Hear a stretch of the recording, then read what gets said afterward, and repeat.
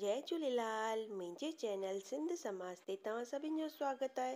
पंहिंजी मिठड़ी ॿोली सिंधीअ में मां तव्हां सां गॾु शेयर कंदी आहियां कुझु सिंधी कथाऊं, सिंधी भॼन, कुझु सिंधी रेसिपियूं ऐं दादीअ जा घरेलू नुस्ख़ा। अॼु मां तव्हां सां गॾु वीरल भॻवान जो भॼन शेयर कंदसि, जेको कि कथा शुरू करण ते असां ॻाईंदा आहियूं। उहो सिंधी भॼन त हलो त पाण ॿुधूं था उहो भॼन।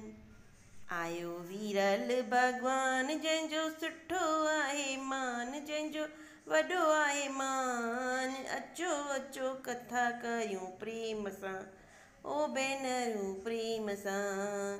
अॼु ॾींहुं वीरल जो आहे, अचो कथा कयूं चित लाए।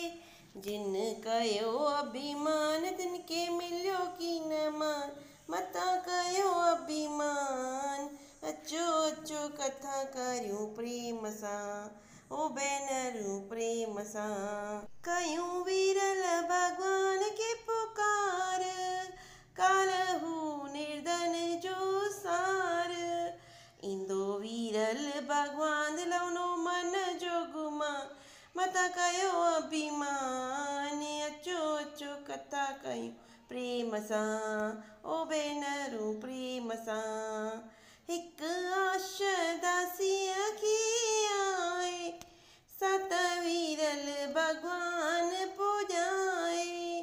दरियो तुंहिंजो ता ध्यान जल्दी मिलंदो भॻवान, मता कयो अभिमान। अचो अचो कथा कयूं प्रेम सां, ओ भेनरूं प्यार सां। बोल वीरल भॻवान की जय। त ही हो वीरल भॻवान जी कथा शुरू करण खां पहिरीं जेको भॼन ॻाइबो आहे उहो। वीरल भॻवान जी कथा मां तव्हां सां गॾु पहिरीं शेयर करे चुकी आहियां। उनजो लिंक मां तव्हांखे डिस्क्रिप्शन बॉक्स में ज़रूरु ॾींदसि।